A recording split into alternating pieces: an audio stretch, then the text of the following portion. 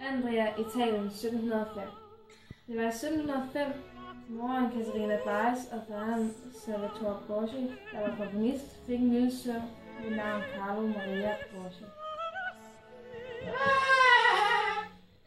Hvad de ikke vidste var, at denne dreng ville blive kendt som en af verdens største kastratsanger.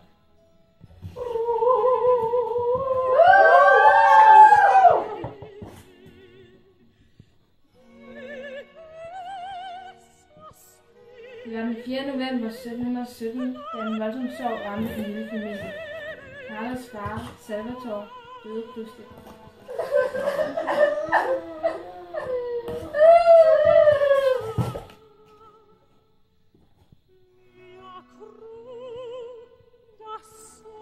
Farens død skabte store økonomiske problemer for den nu enlige mor. Derfor besluttede Ricardo, Carlos storebror, at Carlos skulle kastreres, så han kunne blive en kastratsanger. Det var en ulovlig operation, og det var nødvendigt at finde en god undskyldning for det. Jamen Ricardo, det er ulovligheder. Men de siger jo bare, at han er faldet ned af en hest. Det kan altså ikke meget for. Men vi bliver nødt til at overleve.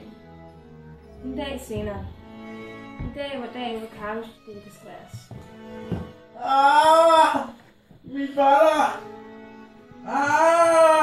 Så er det overstået.